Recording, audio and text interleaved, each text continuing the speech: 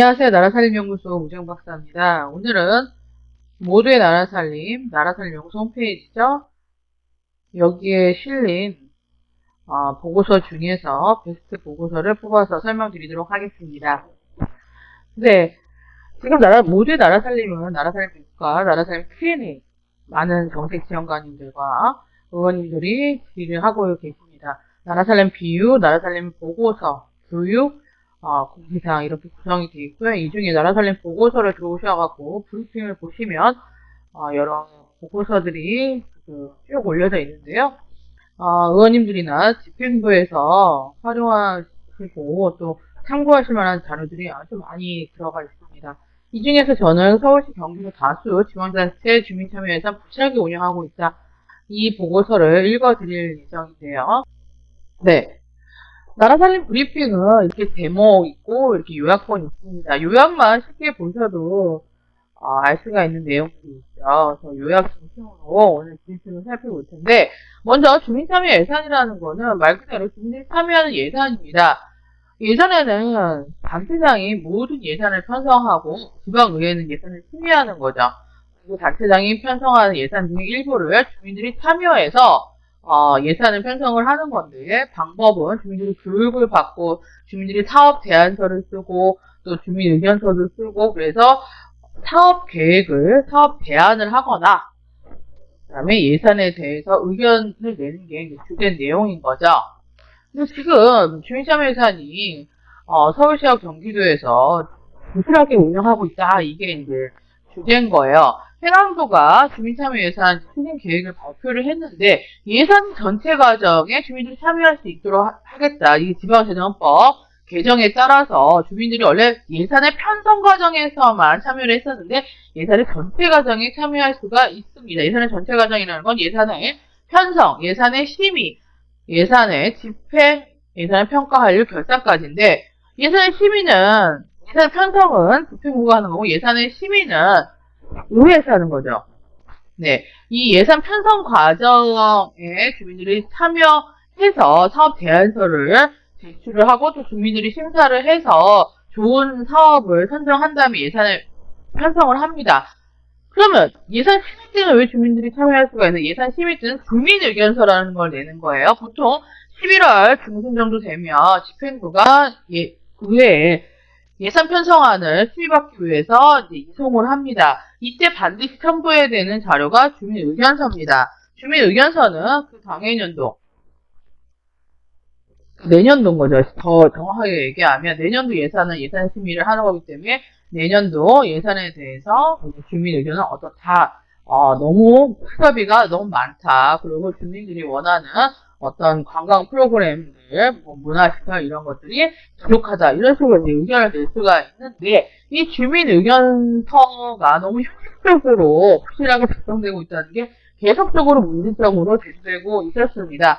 이 주민의견서 작성은 2014년도부터 지방조정법이 바뀌면서 도입됐다는 제도인데 아직까지도 10년이 흐른 마당에 아직까지도 부실하게 작성이 되고 있는 거죠.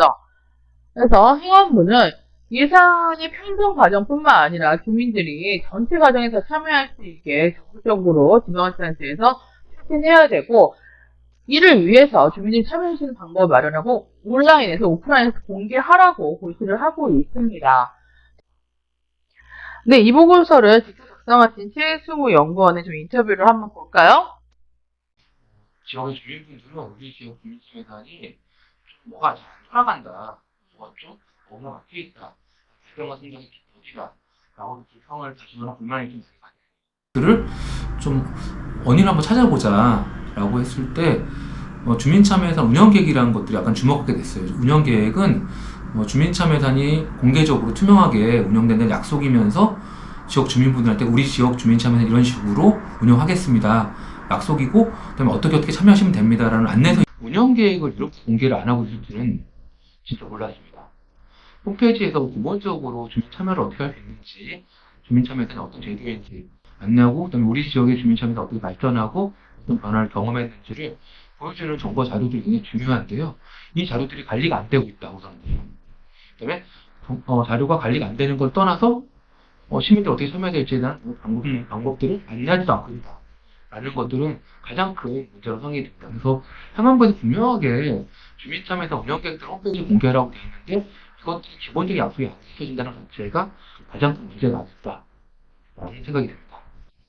전체 예산에 대한 참여로 주민 의견서 작성을 다 할 수 있도록 법에 명시가 되어 있는 권리권한 지역주민입니다. 이 예산 편성, 집행, 평가 결산, 그 다음에 주민 의견 작성까지 다 하는 지역들이 많지는 않지만 어려운 상황에서도 꾸준히 하는 지역들이 보여요. 2023년 주민참여예산 운영계획을 홈페이지에 공개하지 않은 지방자치단체는 서울시 같은 경우에는 6곳이 미공개하고 있고 경기도는 6곳이 미공개하고 있습니다. 비슷하네요. 서울시 본청 및 자치구 예산의 전 과정에 대한 주민참여예산 확대 현황을 좀 볼게요. 보고서를 볼 때 먼저 표를 보는 게 훨씬 더 쉽게 이해할 수가 있습니다. 먼저 서울시 본청입니다. 운영계획 홈페이지 공개를 하고 있고 예산의 편성, 집행, 결선, 주민의견서 다 공개를 하고 있습니다. 강남구 같은 경우에는 결산과 주민의견서 과정이 빠져 있고 강동구는 운영계획을 미공개함에 따라서 내용도 다 볼 수가 없어서 이렇게 표시가 되어 있고요. 강북구도 결산하고 주민의견서는 없습니다. 쭉 보다 보면 구로구는 공개가 돼 있지만 예산 편성 계획만 있고 나머지 집행에 관련된 거, 결산, 의견서 관련된 건 내용이 없고 노원구도 미공개돼 있죠. 미공개돼 있는데 아주 문제가 있는 겁니다. 운영 계획은 반드시 홈페이지에 공개를 해야겠죠. 주민들이 운영 계획을 알아야지 참여하는 방법을 알 수가 있고 이에 따라서 참여 예산이 활성화될 수 있겠죠. 동대문구도 미공개하고 있습니다. 도봉구 같은 경우에는 공개를 하고 있는데 편성과 결산 과정, 집행 과정만 나와 있고 결산하고 주민의견서는 공개가 되어 있지 않은데요. 제가 도봉구는 강의를 했는데 주민의견서가 이렇게 누락이 돼 있다는 게 아쉽네요. 동작구도 또 결산과 주민의견서 내용이 없고 거구도 마찬가지고요. 서대문구는 주민의견서 유무는 있으나 결산 과정에 대한 어떤 주민들이 참여하는 내용이 공지가 안 되고 있다. 성동구도 미공개, 그리고 성북구도 미공개, 송파구도 결산과 주민의견서가 공개가 안 되어 있어요. 결산이 공개가 돼 있다니 결산 과정에 주민들이 어떻게 참여할 수 있는지 그런 방법이 없는 거죠. 영등포구 같은 경우 결산이었고 그다음에 용산구도 결산 부분이었고 평구는 4개가 서울시 본청처럼 다 있습니다. 지금 그러니까 편성에 관한 거, 집행에 관한 거, 결산에 관련된 거, 주민의견서까지 다 공개가 돼 있죠. 은평구는 원래 주민참여 예산 좀 잘한다고 소문이 난 곳이죠. 그다음에 중구, 이제 중랑구 이렇게 보시면 되고, 서울시 같은 경우에는 좀 시민참여 예산에 좀 선도적인 도시잖아요. 그래서 여러 가지 어떤 내용들을 공개하는데 조금 노력을 더 해야 될 것 같아요. 이에 반면에 또 이제 경기도 걸 볼까요? 경기도 똑같은 패턴입니다. 주민참여 예산 운영 계획이 있는지, 그 다음에 그 운영 계획 내용 중에 편성, 집행, 결산, 주민의견서 유무를 보겠습니다. 먼저 본청은 결산에 대한 결산 과정에 주민이 참여할 수 있는 계획이 없고요. 가평구 같은 경우에는 편성만 공개를 하고 있지만 쭉 이렇게 공개 여부를 먼저 보는 게 되게 중요한 것 같아요. 가평, 고양시, 과천시, 광명시, 광주, 구리, 군포, 김포까지 다 공개를 하고 동두천시는 미공개가 돼 있고 부천시는 더 공개가 돼 있고 아쉽게 결산 과정에 주민 참여하는 방법이 안 나와 있습니다. 그다음에 성남시도 결산과 주민의견서 패턴이 지금 서울시도 그렇고 경기도도 그렇고 결산 과정에 주민 참여 예산의 참여 방법과 주민 의견서의 어떤 공개가 안 되는 것들을 볼 수가 있네요. 수원시 같은 경우에도 경기도에서는 주민참여 예산에서 좀 선두주자로 아주 우수 사례들이 많았는데 이런 결산 과정에 대한 내용도 없고 주민 의견서 공개가 안 돼 있다는 게 참 아쉽습니다. 그래서 쭉 보시면 지금 양주시도 미공개돼 있고 여주시 미공개, 연천구 여주시도 제가 교육을 했는데 미공개 됐다니 참 아쉽네요. 연천군, 오산군, 오산시, 그다음에 미공개고, 용인시 같은 경우에 공개가 잘 돼 있지만 결산 과정이 빠져 있습니다. 쭉 보시면 이 결산 과정에도 주민들이 참여할 수 있는데 이 결산 과정에 대한 주민들의 참여 방법들을 마련하지 않고 또 공개 안 했다는 것들이 좀 아쉽긴 하네요. 그래서 이런 부분들 지금 쭉 표를 분석해 본 결과 첫 번째 가장 중요한 거는 주민참여 예산 운영 계획을 반드시 주민들이 볼 수 있게 공개를 연초에 해야 됩니다. 늦어도 3월달까지는 해야 될 것 같고요.